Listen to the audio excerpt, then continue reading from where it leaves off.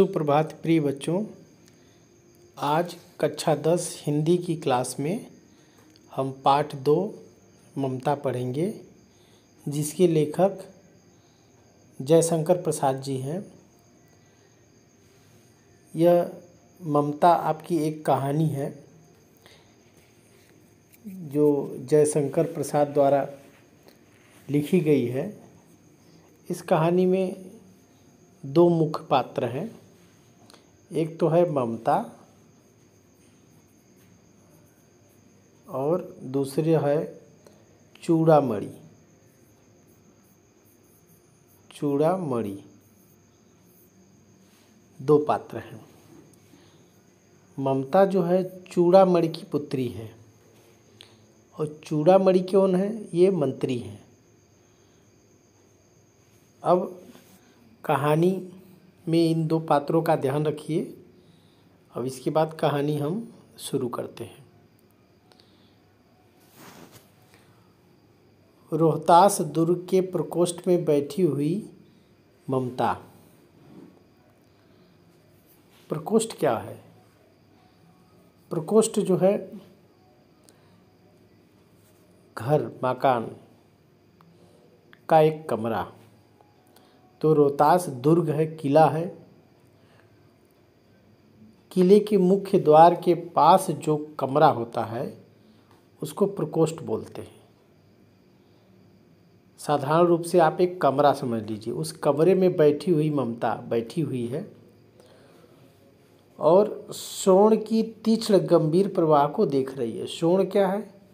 सोन बिहार में सोन नदी है, बहती है सोन नदी। ये सोन नदी मध्य प्रदेश से निकलती है और बिहार में जाकर गंगा से मिल जाती है। तो उस सोन नदी को यहाँ पर सोन कहा गया है। सोन, ये सोन नदी सोन के तीक्ष्ण मतलब तेज गंभीर प्रवाह को देख रही है। गंगा तरह सोन नदी कैसे बह रही है उसको देख रही है। ममता विधवा थी।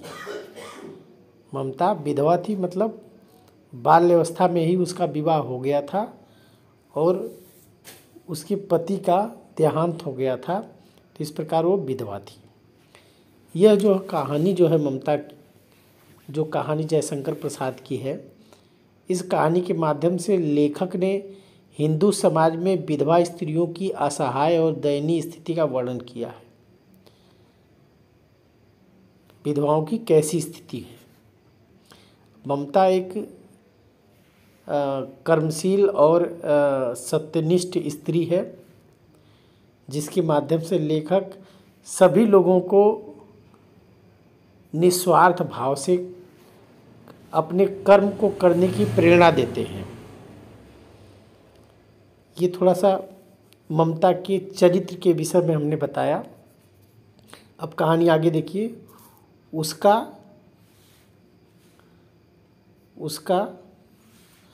यौवन सोन के समान ही उमड़ रहा था। मतलब वो युवती थी युवा अवस्था में, पूर्णतः युवा अवस्था में थी। और जिस प्रकार सोन नदी का पानी जो है उफान पे था, उमड़ रहा था, यौवना अवस्था में था, उसी प्रकार वह भी थी। मन में वेदना थी, दुख थी। एक विधवा स्त्री की असहाय और दयनीय स्थिति क्या है उस तरह का भाव बता रहे हैं कि उसके मन में वेदना थी, दुख था। मस्तक में आधी, आँखों में पानी की बरसात लिए वह सुख के कंटक शयन में विकल थी। सुख के कंटक शयन में विकल थी। थोड़ा ऊपर कर लेते हैं। विकल माने बेचैन थी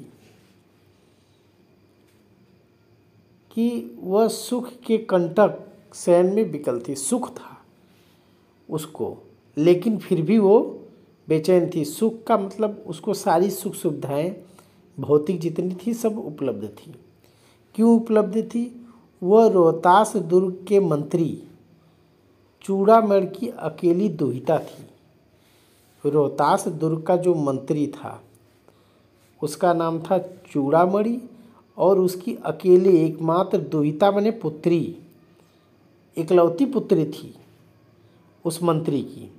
तो जो मंत्री की पुत्री रहेगी उसके पास सुख सुविधाओं की कोई कमी नहीं थी, फिर भी वह विकल और बेचैन थी।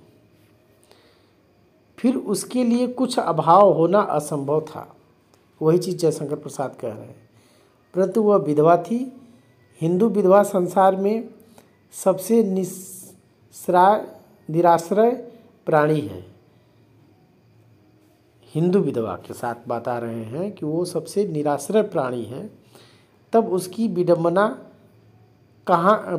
का कहाँ अंत होगा। विडंबना मतलब दुख का अंत ही नहीं है, कितने भी सुख में रहे वो। चूड़ामणि ने चुपचाप उसके प्रकोष्ठ में प्रवेश किया, मतलब चूड़ामणि चुपचाप उसके कमरे में प्रवेश किए गए। स्वर्ण के प्रवाह में, उसके कलनाद में वह अपना जीवन मिलाने में बेसुध थी। स्वर्ण मतलब सोन नदी के प्रवाह था, और कलकल की जो आवाज़ हो रही थी वह ममता उस कलकल के आवाज़ में अपने जीवन को मिलाने में बेसुध थी, मतलब खोई हुई थी उसकी आवाज़ को सुन के। पिता का आना न जान सकी, वो जान ही नहीं सकी कि उसके पिता कब आए और क्या कर रहे हैं। चूड़ामणि व्यथित हो उठे। व्यथित माने दुखी हो गए, हो उठे।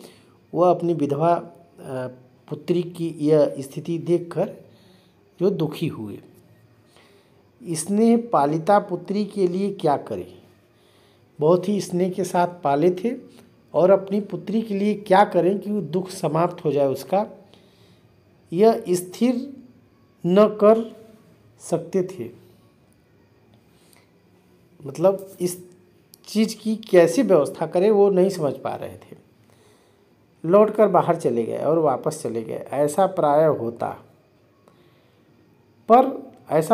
होता था, ऐसा हमेशा करते थे वे। पर आज मंत्री के मन में बड़ी ही दुश्चिंता थी, बहुत ही चिंतित थे आज अपनी पुत्री को लेके। पैर सीधे न पड़ते थे, पैर उनके सीधे नहीं पड़ते थे का मतलब बहुत व्याकुल थे, बेचैन थे वो, इसलिए उनके पैर सीधे नहीं पड़ते थे। उसका कारण था एक पहर, आगे बताएंगे जयशंकर प्रसाद क्या कारण है।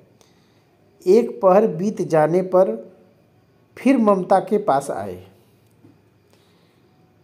उस समय उनके पीछे 10 सेवक चांदी के बड़े थालों में कुछ लिए हुए खड़े थे।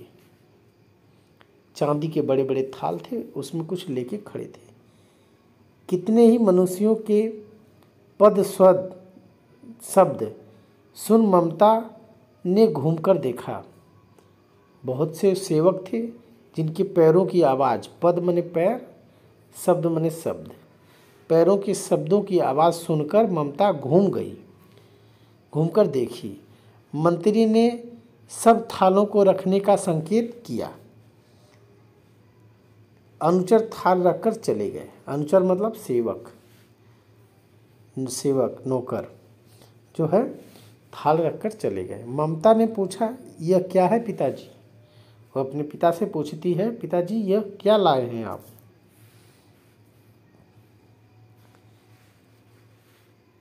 तेरे लिए बेटी उपहार है। पिताजी कहते हैं उपहार है आपके लिए। कहकर चूड़ामणि ने उसका एक आवरण उठा दिया। मतलब एक थाल का क्या किया, वो कपड़े से ढका हुआ था और उसको खोल दिया। आवरण मतलब ढका हुआ, आवरण ढकना, उसका खोल दिया। स्वर्ण का पीलापन व सुनहरी संध्या में विकीर्ण होने लगा। मतलब सोना था और सोने का जो पीलापन की चमक थी वह संध्या काल में विकीर्ण होने लगी। विकीर्ण माने चमकने लगी। ममता चौंक उठी, चौंक गई। इतना स्वर्ण यह कहाँ से आया। पूछने लगी, इतना ज़्यादा स्वर्ण कहाँ से आया। चुप रहो ममता, यह तुम्हारे लिए है। तो चूड़ामणि बताते हैं, उनके पिता कहते हैं कि चुप रहो ममता, यह सब तुम्हारे लिए है, चुप रहो, शोर मत करो, यह सब तुम्हारे लिए है। यह नहीं तो क्या आपने मलेच्छों का उत्कोच स्वीकार कर लिया? उत्कोच माने होता है घूस,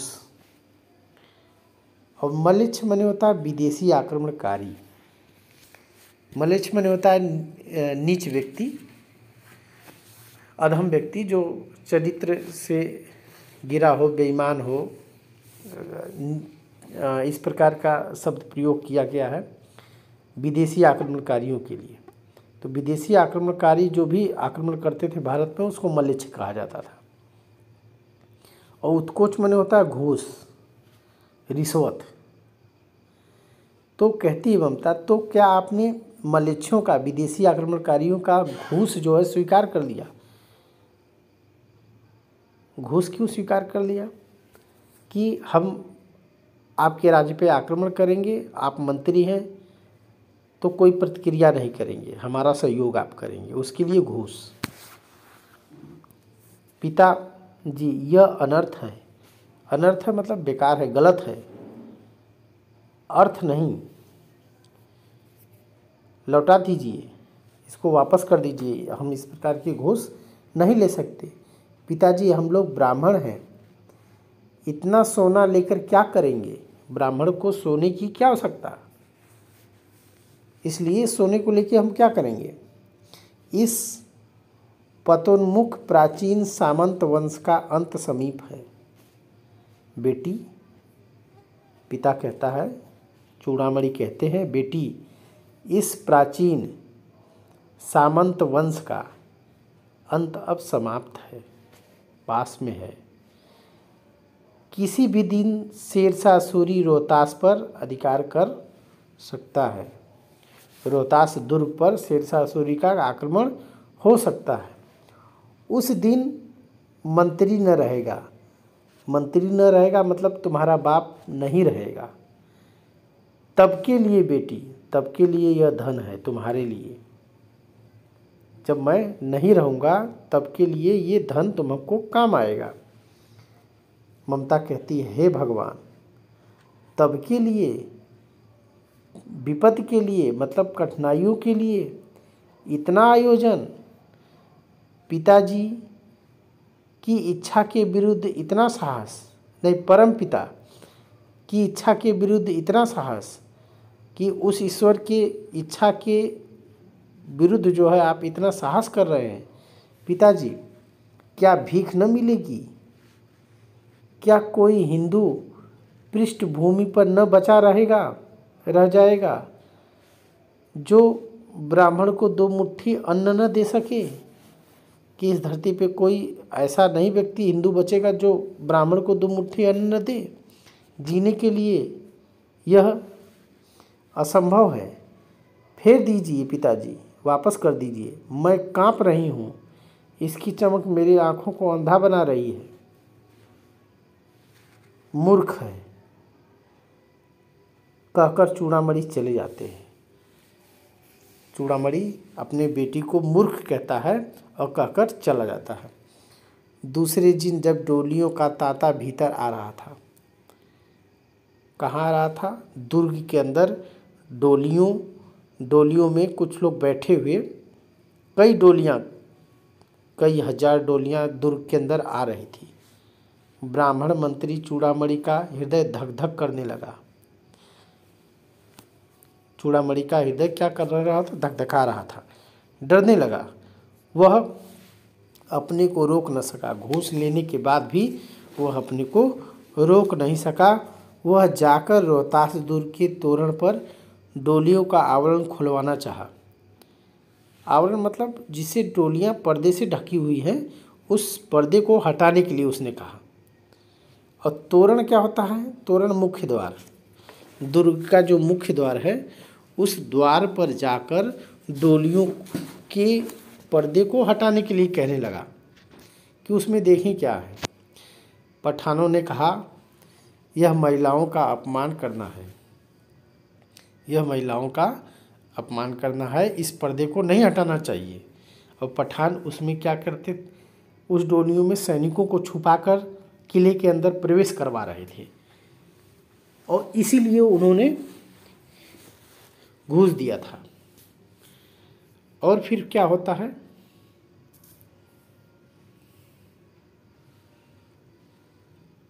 बात बढ़ गई, बात आगे बढ़ गई, तलवारें खिंच गई, ब्राह्मण वहीं मारा गया, चूड़ामणि मारे गए, राजा रानी और कोस पर छली शेरशाह के हाथ पड़े।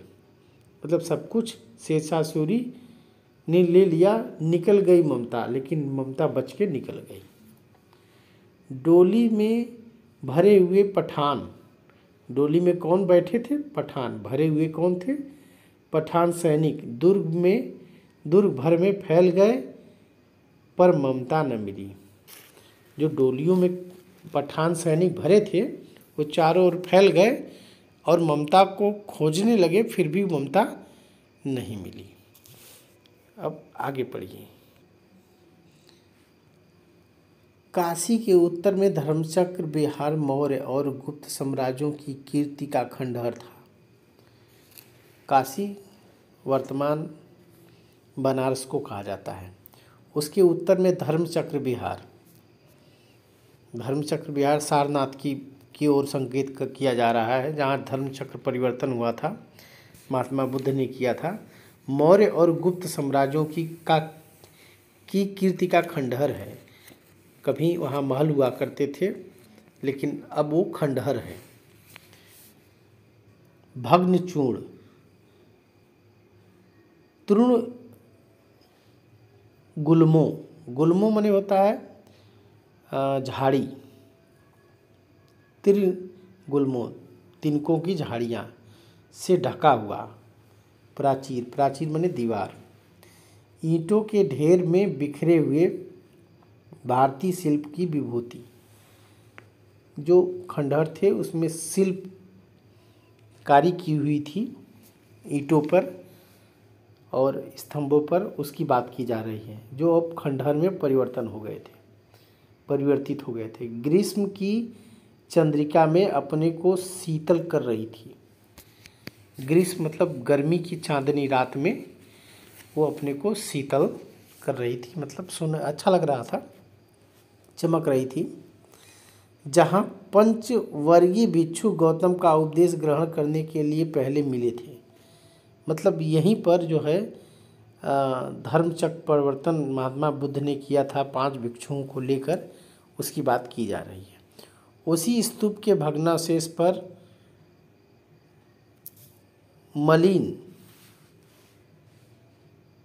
मलिन छाया में एक झोपड़ी में के दीपलोक में एक स्त्री पाठ कर रही है। और उसी भग्नावशेष मतलब टूटे फूटे खंडहरों में एक झोपड़ी डालकर कोई स्त्री जो है पाठ कर रही है। क्या पाठ कर रही है?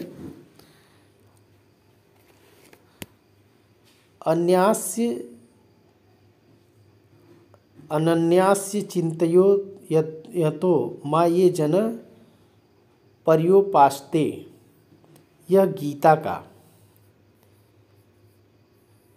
का एक श्लोक है गीता में का, जिसका अर्थ है कि अन्य भावना से मेरी भगवान, इस गीता में कृष्ण भगवान का कथन है। कृष्ण भगवान कह रहे हैं कि जो भक्त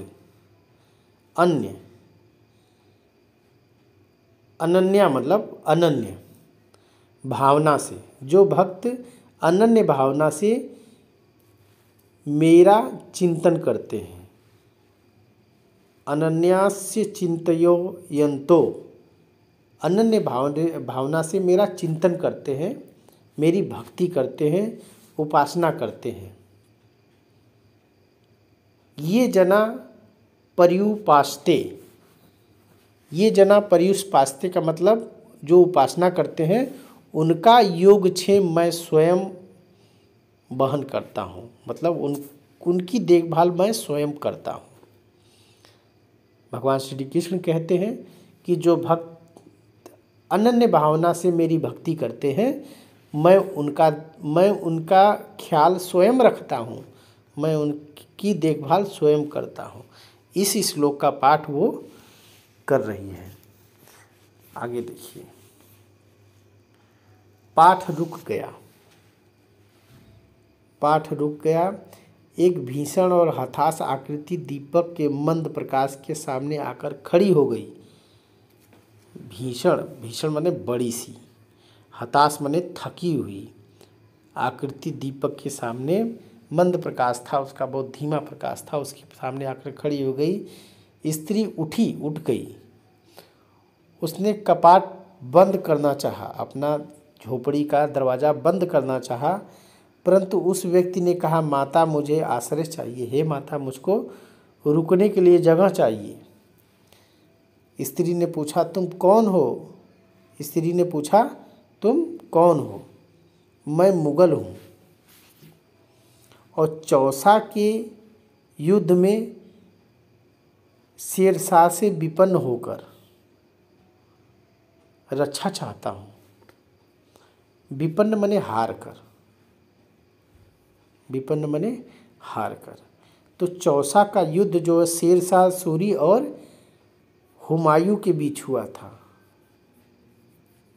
कब हुआ था? 1536 में हुआ था।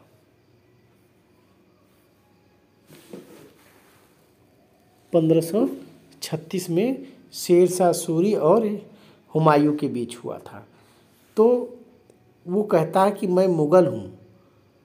कौन कहता है? हुमायूं कहता है। और चौसा के युद्ध में शेरशाह सूरी से विपन्न मतलब हार कर रक्षा चाहता हूँ, भागा हूँ और आपसे रक्षा चाहता हूँ। इस रात अब आगे चलने में असमर्थ हूँ, मैं आगे नहीं चल सकता, बहुत थका हुआ हूँ। क्या शेरशाह सूरी से? स्त्री ने अपने होठ काट लिए आश्चर्य से। हे माता। हाँ माँ, उसने कहा। शेरशाह सूरी हुमायूं ने कहा, हाँ माँ, शेरशाह सूरी से मैं हारा हूँ, परंतु तुम भी वैसे ही क्रूर हो। वही भीषण रक्त की प्यास मतलब अपने उसके पिता की जो जिस समय मुगल आक्रमणकारी हत्या किए थे उसकी बात सोच रहा है कि उसी तरह तुम भी जो है क्रूर हो और रक्त के प्यासे हो। वही निष्ठुर प्रतिबिंब तुम्हारे मुख पर भी है। सैनिक, मेरी कुटी में स्थान नहीं, जाओ कहीं दूसरा आश्रय खोज लो। वो कह देती है, मेरी कुटी में आपको आश्रय नहीं मिलेगा, आप जाइए कहीं और आश्रय ढूंढ लीजिए। गला सूख रहा है, साथी छूट गए हैं। हुमायूं कह रहा है कि गला सूख रहा है और साथी छूट गए हैं। अश्व गिर पड़ा है, अश्व भी नहीं है, गिर पड़ा है। इतना थका हुआ हूँ। इतना कहते कहते वह व्यक्ति धम्म से बैठ गया और उसके सामने ब्रह्मांड घूमने लगा। ब्रह्मांड घूमने का मतलब बेहोश हो गया। स्त्री ने सोचा यह विपत्ति कहाँ से आ गई। स्त्री ने सोचा यह विपत्ति कहाँ से आ गई। वह स्त्री ममता ही थी, उसी की बात की जा रही है। उसने कहा यह विपत्ति कहाँ से आ गई। उसने जल दिया पीने के लिए, उसको मुगल के प्राणों की रक्षा हुई। वह सोचने लगी, सब विधर्मी दया के पात्र नहीं है। सब विधर्मी दया के पात्र नहीं। विधर्मी मतलब जिनका कोई धर्म नहीं है, वह सब दया के पात्र नहीं है। मेरे पिता का वध करने वाले आतताई। घृणा से उसका मन विरक्त हो गया। उसको घृणा आने लगी कि यही सब मेरे पिता की हत्या किए थे। स्वस्थ होकर मुगल ने कहा, माता तो फिर मैं चला जाऊं, मैं यहाँ से जाऊं।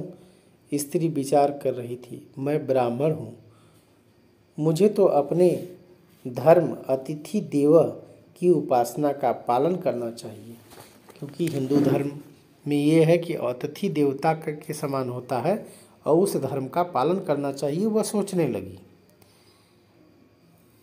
करना चाहिए, परंतु यहाँ नहीं नहीं, सब विधर्मी दया के पात्र नहीं। सभी विधर्मी जो है दया के पात्र नहीं, कुछ उसमें से दया के पात्र होते हैं, ये सोचने लगी। परंतु यह दया तो नहीं, कर्तव्य करना है। यहाँ दया तो नहीं करना है, हमको कर्तव्य का पालन करना है। इस प्रकार की बात वो सोचने लगी। मुगल अपनी तलवार टेक कर उठ खड़ा हुआ। ममता ने कहा, क्या आश्चर्य है कि तुम भी छल करो। ठहरो, तुम भी छल करोगे। छल नहीं, तब नहीं स्त्री, जानता हूँ मैं। तैमूर का वंशज स्त्री से छल करेगा, जाता हूँ, भाग्य का खेल है।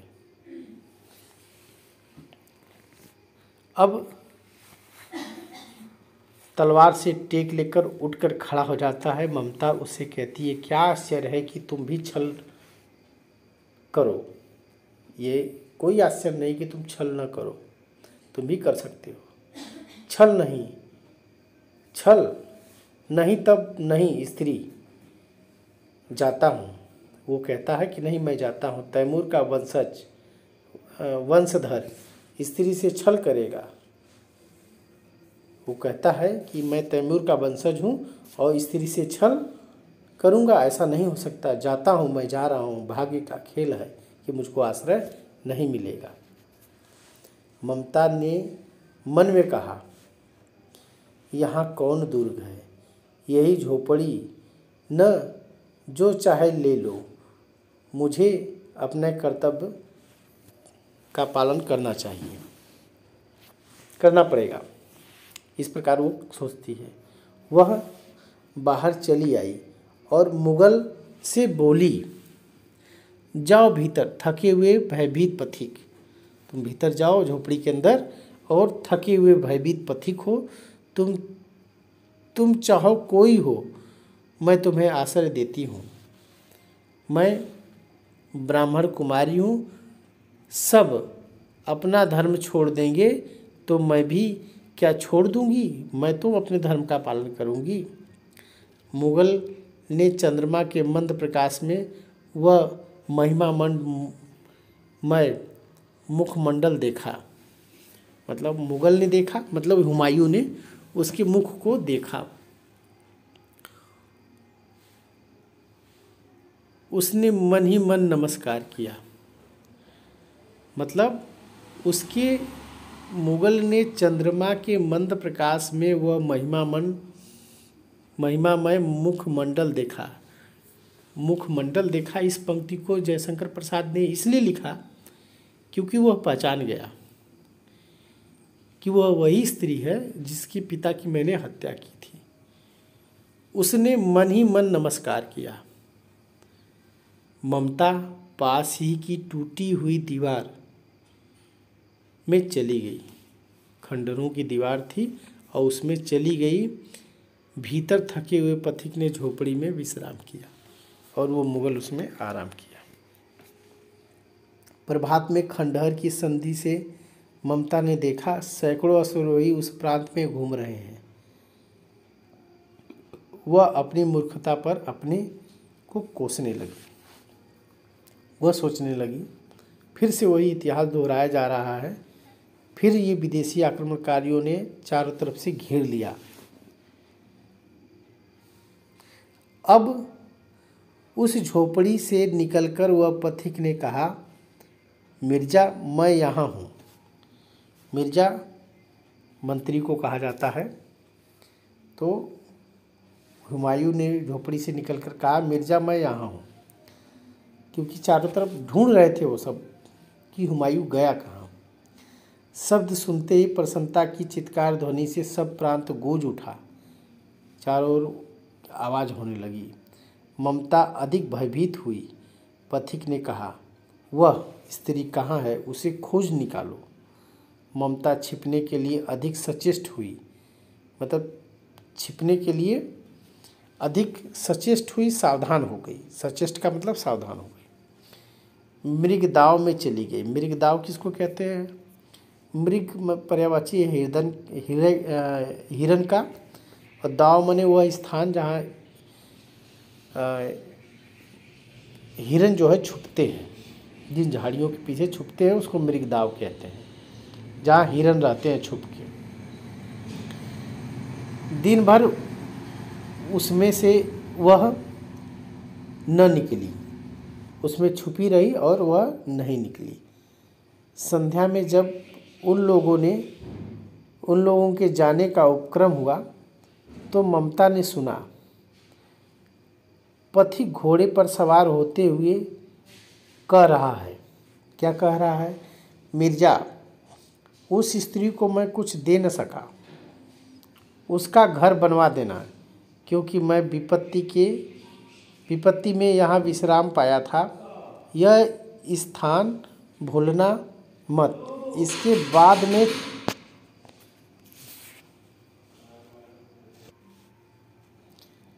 इसके बाद वे चले गए।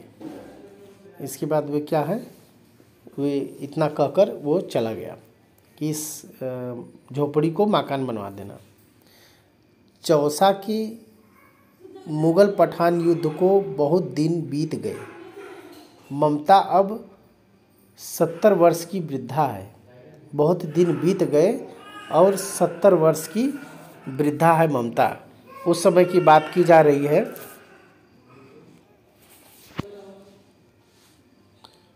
वह अपनी झोपड़ी में एक दिन पड़ी थी। शीतकाल का प्रभात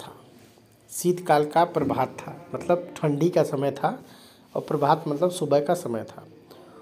उसका जीर्ण कंकाल खांसी से गूंज रहा था।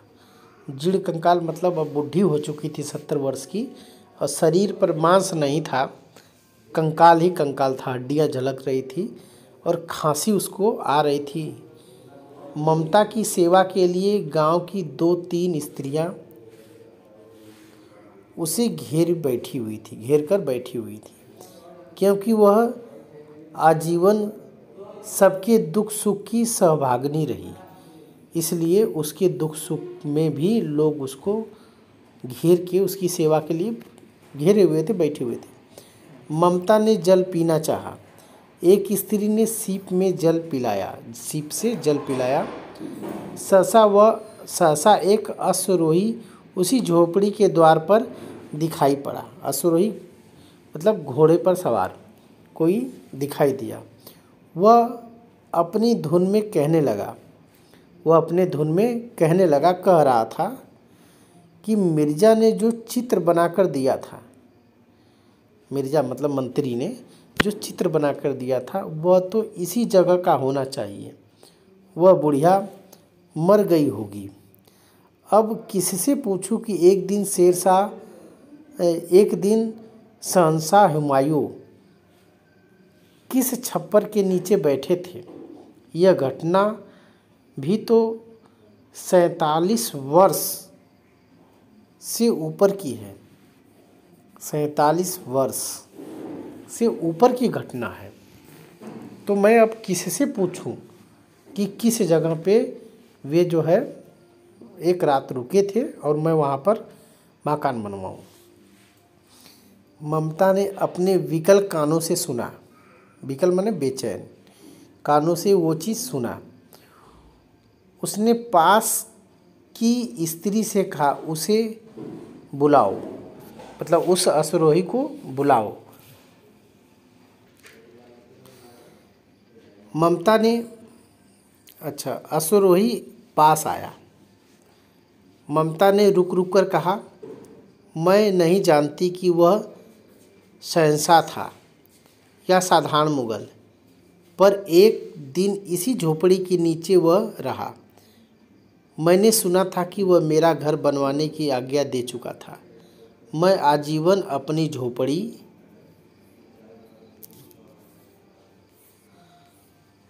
झोपड़ी के खो दे जाने के डर से भयभीत रही। पूरा जीवन डरती रही कि मेरी झोपड़ी जो है तोड़ दिया जाए, झोपड़ी को तोड़ के घर बना दिया जाएगा। मैं उससे डरती रही पूरे जीवन। भगवान ने सुन लिया, भगवान मेरी सुन लिया। मैं आज इसे छोड़ जाती हूँ, मैं इसे आज छोड़ जाती हूँ। किसको? झोपड़ी को छोड़ के मैं जाती हूँ। तुम इसका मकान बनवाओ या महल, मैं अब चिर विश्राम गृह में जा रही हूँ। चिर विश्राम गृह में मतलब चिर मने बहुत गहरे विश्राम में जा रही हूँ। मतलब अब मैं मैं मृत्यु को प्राप्त होने जा रही हूँ, मरने जा रही हूँ। वह अश्वरोही अवाक खड़ा रहा। अवाक मतलब आश्चर्य से देखता रहा। बुढ़िया के प्राण पक्षी अनंत में उड़ गए। प्राण पक्षी अनंत में उड़ गए मतलब बुढ़िया के प्राण जो है निकल गए। ममता जो थी बुढ़ी हो चुकी थी, उसके प्राण अब निकल गए। वहाँ एक अष्टकोण मंदिर बना। अष्टकोण 8 कोण वाला मंदिर, जिसके 8 कोण होते हैं, इस तरह का अष्टकोण। ये अष्टकोण मंदिर है, इस तरह का अष्टकोण जिसके 8 कोने हों। तो 1 2 3 4 5 6 7, एक और कोना होगा। इस तरह का 8, जिस मंदिर में 8 कोने हों उसको अष्टकोण बोला जाएगा। इस तरह 1 2 3 4 5 6 7 1 8 कोने वाला मंदिर, तो उसको अष्टकोण। वह एक अष्टकोण मंदिर बना और उस पर शिलालेख लगाया गया।